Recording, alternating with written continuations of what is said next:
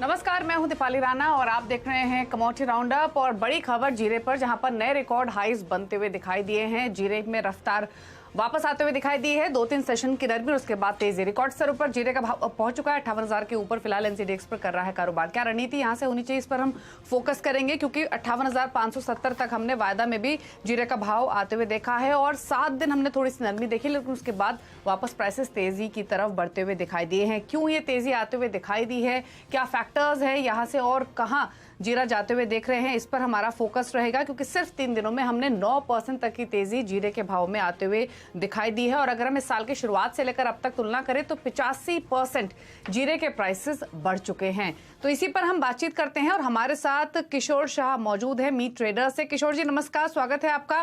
पहले तो ये बताइए, ये जो तेजी बनी है इसके पीछे कारण क्या है? क्योंकि प्रोडक्शन कम हो या फिर सप्लाई जो रेस्ट्रेन हुई है उसकी वजह से प्राइसेस हमने तेजी की तरफ जाते हुए देखे हैं, लेकिन क्या यही फैक्टर्स है जो यहां से आगे भी जीरे को लेकर जा रहे हैं?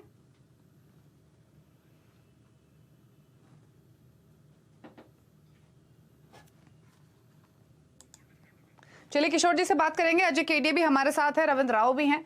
अजय आप बताइए। इनफैक्ट अजय, हम कल बातचीत कर ही रहे थे पूरे स्पाइसेस के पैक की, और जीरा मतलब जहां लग रहा था कि शायद इतना चल चुका है, अब थोड़ा सा ठहरना चाहिए, ऐसा लग नहीं रहा है। पिछले 3 दिनों का सेशन जैसा रहा है जीरे का, लग रहा है कि ये तेजी शायद बरकरार रहेगी। क्या क्या फैक्टर्स आप देख रहे हैं जो सपोर्ट कर रहे हैं इस तेजी को? डेफिनेटली दीपक जी, अगर हम बात करें जिले की, तो फंडामेंटल तो काफी मजबूत है। हमने पहले भी देखा कि जो बैलेंस शीट है वो काफी टाइट है, बिकॉज पिछले साल से कैरी ओवर स्टॉक काफी कम था। और जिस ढंग से मार्च में जो बरसातें हुई थी वो एक दर्शाने लग गया था कि शॉर्टेज रहेगा। उम्मीद थी कि सीरिया तुर्की से हम प्रोडक्शन अच्छा रहेगा, बट वहां पे भी हमने वेदर डिस्टर्बेंस देखा, जिसकी वजह से ये बड़ी तेजी आई थी। टेक्निकली ओवरबॉट होने की वजह से प्राइसेस में थोड़ा पुलबैक जरूर था, जो 52-52,500 के सपोर्ट से उठता हुआ दिखाई दिया है। तो टाइमिंग चाइना से बीच में डिमांड अच्छी थी, थोड़ा रुका भी था। बट इन ऑल अगर हम पूरे साल भर की बात करें तो भाव काफी टाइट रहेंगे, unless and until swing improve significantly नहीं होती, कोई बड़ा रिलीफ आता हुआ नहीं दिखाई दे रहा है। टेक्निकली नो डाउट वापस हम देख रहे हैं कि जो 52 500 600 के सपोर्ट से उठा है, तो हमें लगता है 58 58.5 इमीडिएट टारगेट था।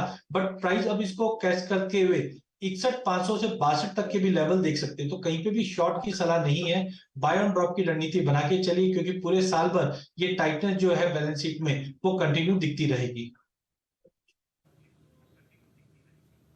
60,000 की तैयारी कर ले क्या अजय अजय जीरे बोलो। पर? हेलो। हेलो। अजय आपको ऑडियो मिल रही है? Hello, am I Audible?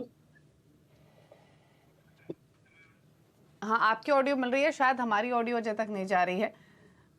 Ajay अभी अगर आ आप रही सुन है पा रहे आपको? हैं तो मैं जीरे पर पूछ रही थी। आपने कहा कि मंदी तो बिल्कुल नहीं करना है, तेजी ही करनी है, तो क्या 60,000 प्लस की तैयारी कर लें क्या जीरे पर? हाँ बिल्कुल, जो करंट फंडामेंटल है मुझे लगता है कि काफी बेहतरीन है, बिकॉज ग्लोबल मार्केट में खाली इंडिया ही सप्लाई करता हुआ दिखाई देगा। तो मुझे लगता है कि बीच बीच में बड़े विप शॉप आते रहेंगे, जैसे हमने पिछले हफ्ते में देखा प्राइजेस 58 का लेवल दिखाने के बाद 53 तक आ गया था। तो ऐसे विप शॉट्स आते हुए रहेंगे, बट 50,000 के ऊपर जब तक मेंटेन है, मुझे लगता है अगला जो टारगेट रहेगा 61,500 से 62 तक का रहेगा। फंडामेंटल बिल्कुल काफी स्ट्रांग रहने वाले हैं आगे। सोइंग बढ़ेगी तो ही इंपैक्ट पड़ सकता है, बट फिर भी हमारे पास जो फसल आएगी वो मार्च में आएगी। तो मुझे लगता है टेम्पररी फेज बाय फेज जाना चाहिए। जो 61,500 से 62,000 तक का रेंज हमें लगता है जीरे के अंदर देखने मिल जाएगा जुलाई मंथ में। बिल्कुल। और कई सारे फैक्टर्स हैं इनफैक्ट जिसकी वजह से हमने ये तेजी बनती हुई दिखी है। एक तरफ हमने देखा राजस्थान, जो कि मेजर जीरा प्रोड्यूसिंग स्टेट है, वहां पर अनसीजनल रेनफॉल की वजह से फसल इंपैक्ट हुई। साथ ही साथ क्वालिटी ऑफ जीरा को लेकर भी कंसर्न्स बने। इसीलिए हमने जो डिमांड है वो डोमेस्टिक ही नहीं, एक्सपोर्ट मार्केट से भी काफी स्ट्रांग आते हुए देखिए, जिसकी वजह से प्राइसेस ये ऊपर की तरफ बढ़ते हुए दिखाई दिए हैं। बातचीत करते हैं इनफैक्ट किशोर शाह से, वापस हमारे साथ रिकनेक्टेड है। किशोर जी, ये तेजी क्यों बन रही है? क्या एक्सपोर्ट डिमांड बहुत ज्यादा है, प्रोडक्शन, या फिर जो ओवरऑल यील्ड है वो कम है, उसको लेकर चिंता है? क्योंकि ये तमाम ऐसे फैक्टर्स हैं जो ऑलरेडी अपना असर डाल चुके हैं, फिर ये नई तेजी क्यों? मैडम नमस्कार। एक्चुअली मैडम, तेजी अभी जो तेजी आई है इसकी कोई डिमांड तो नहीं है। एक्सपोर्ट की डिमांड तो आपको बता दूं कि लास्ट 1 महीने से बिल्कुल कम है। और डोमेस्टिक डिमांड थी जो पिछले वीक में अच्छी थी डिमांड थी, अभी जो डिमांड है वो इतनी ज्यादा डिमांड नहीं है, फिर भी बाजार बढ़ रहा है, वो एक समझ के बाहर है, क्योंकि ये बाजार इंश्योरेंस की वजह से बढ़ रहा है। अभी इंश्योरेंस में जो तेजी बताई जा रही है उसके साथ थोड़ी डिमांड आई है, बाकी अराइवल जरूर कम है, मार्केट के अंदर अराइवल कम है, इसके हिसाब से लोग थोड़ी बाइंग ज्यादा रख रहे हैं। बाकी इतनी कोई बड़ी डिमांड नहीं है एक्सपोर्ट और डोमेस्टिक की मैडम। तो फिर ये भाव क्यों बढ़ रहे हैं? ये कैसे स्पेकुलेटिव बाइंग है, या अगर आप कह रहे हैं कि एक्सपोर्ट डिमांड भी नहीं है, डोमेस्टिक भी कोई एक्सपोर्ट डिमांड तो इतनी बड़ी नहीं है, डोमेस्टिक डिमांड लास्ट वीक में जरूर अच्छी थी, पर अभी तो डिमांड कमजोर ही है। 4 दिन से हम तो डोमेस्टिक का भी काम करते हैं, एक्सपोर्ट का भी काम करते हैं, इतनी कोई बड़ी डिमांड नहीं है, लेकिन जरूर भाव जरूर बढ़ रहा है। क्यों बढ़ रहा है? इसके हिसाब से कि इन फ्यूचर के अंदर अराइवल थोड़ी कम आ रही है, किसानों की अराइवल कम, क्योंकि बारिश की सीजन चालू है अभी, इसके हिसाब से अराइवल थोड़ी कम आ रही है, उसके हिसाब से ये भाव बढ़ रहे हैं अभी। बिल्कुल। लेकिन किशोर जी, फिर स्थिति क्या नजर आ रही है? जैसे आपने कहा कि एक्सपोर्ट डिमांड या डोमेस्टिक डिमांड में कोई खास बदलाव नहीं हुआ है, बल्कि पिछले महीने से अगर अब तक की ट्रेंड देखें तो थोड़ी हल्की ही रही है। प्राइसेस जो बढ़े हैं वो लोअर यील्ड की एंटिसिपेशन में बढ़े हैं, तो क्या ये मान के चलें कि लोअर यील्ड की एंटिसिपेशन जो कि फसल इंपैक्ट हुई है राजस्थान जैसे इलाकों में, या फिर जो क्वालिटी ऑफ जीरा को लेकर चिंता है, ये इसकी वजह से भाव और ऊपर जा सकते हैं क्या फिर यहाँ से? हाँ जी मैडम, एक्चुअली इस साल क्रॉप तो कम ही थी, उसकी मेन कारण हुई है क्रॉप कम थी, उसकी वजह से भाव बढ़े हैं। और आने वाले समय के अंदर अगर अराइवल नहीं बढ़ती है, क्योंकि आगे फेस्टिवल का टाइम आ जाएगा, अगस्त सितंबर अक्टूबर दिवाली तक मतलब फेस्टिवल रहेगा, तो उसमें थोड़ी डिमांड तो आएगी, लोकल कंज्यूमर डिमांड आएगी, तो उस टाइम थोड़े भाव और भी बढ़ सकते हैं। लेकिन अभी जो बढ़ रही है, क्योंकि अभी तो डिमांड बिल्कुल कम है, फिर भी बाजार में तेजी है, ये फ्यूचर के हिसाब से बढ़ रहा है। अभी मेरे को नहीं लगता कि ज्यादा इस भाव से मतलब तेजी 20-25 रुपए की तेजी और बढ़ जाए, लेकिन लंबी कोई डिमांड नहीं लगती, लंबी तेजी और हो जाएगी। अच्छा, ये बताइए ट्रेडर्स क्या कर रहे हैं अभी? वो बल्क बाइंग कर रहे हैं या फिर वेट एंड वॉच मोड में है? क्या बिल्कुल स्लो, स्ट्रैटेजी है अभी फिलहाल ट्रेडर्स की? अभी ट्रेडर्स से वो जितना डिमांड उतना ही माल मंगवा रहे हैं, क्योंकि भाव बहुत ऊंचे हो गए, एकदम स्लो डिमांड है और बाइंग भी स्लो ही आ रही है अभी। अच्छा, ओवरऑल प्रोडक्शन को लेकर क्या आकलन है, कितना रह सकता है आंकड़ा? फ्रेश अराइवल्स कब से एक्सपेक्ट करें, और कैरी ओवर स्टॉक्स की सिचुएशन कैसी है? अभी जैसे ये अराइवल आ रही है, अभी देखो मंडियों के अंदर या ऊंझा मंडी के अंदर 4 से 5 हजार की अराइवल रोज हो रही है, और थोड़ी बहुत अंदर स्टॉक इसकी भी बिकवाली है अभी। तो इसके हिसाब से आने वाले समय में ये जगह, तो अभी जैसे अगस्त और सितंबर के अंदर थोड़ी किसानों की और जो व्यापारी जो स्टॉक करते हैं उनकी बिकवाली आएगी आगे जाके, उस टाइम में डिमांड देखनी पड़ेगी, उसमें डिमांड कैसी रहती है। डिमांड उस टाइम में कमजोर रहती है तो फिर बाजार वापस थोड़ा नीचे आ सकते हैं, और डिमांड कंटिन्यू रही तो और मार्केट ऊपर जा सकती है। अच्छा, किशोर जी, आखिरी सवाल वापस पूछूंगी आपसे। ट्रेडर्स के बीच में बातचीत तो होती होगी जरूर भाव को लेके, कि जा कहाँ रहा है भाव, यहाँ से कहाँ जाएगा, क्या लग रहा है फिर अब इन स्तरों से? देखो, काफी ट्रेडर से बात होती है, हमारे जो बाहर के व्यापारी उनसे भी बात करते रहते हैं, तो उसके हिसाब से ये लोग बोलते हैं कि भाई जीरा मतलब बहुत नया हाई हो जाए, कोई बोलते 700 हो जाएगा, कोई बोले 800 हो जाएगा, कोई बोले 1000 भी हो जाएगा।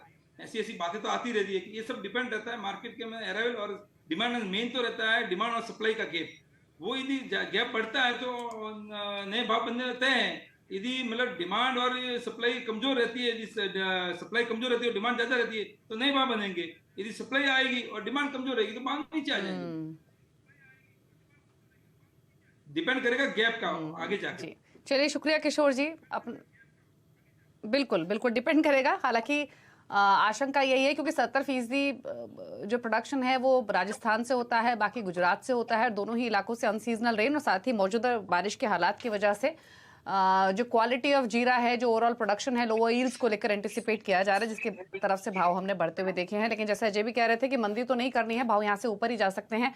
अग्रेसिव ट्रेडर्स हों वो ही स्ट्रैटेजी बनाए जीरे पर इन लेवल से। लेकिन इतना जरूर है कि आम आदमी का जो किचन का बिल है वो जरूर बिगड़ चुका है, क्योंकि सिर्फ जीरा ही नहीं, अगर आप बाकी फूड कमोडिटीज देखेंगे, फिर चाहे वो चिलीज हो, जिंजर हो, टोमेटो हो, टर्मरिक हो, सभी के प्राइसेस हमने काफी सर्ज होते हुए देखे हैं।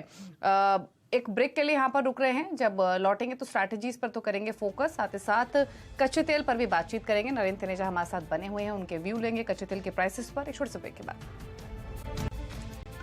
आप देख रहे हैं कमोडिटी राउंडअप और अब बात करेंगे कच्चे तेल की, जहां पर हमने प्राइसेस सर्ज होते हुए देखे और कच्चा तेल अब 2 हफ्तों की ऊंचाई पर आ चुका है। हमारे साथ बातचीत करने के लिए एनर्जी एक्सपर्ट नरेंद्र तनेजा मौजूद हैं।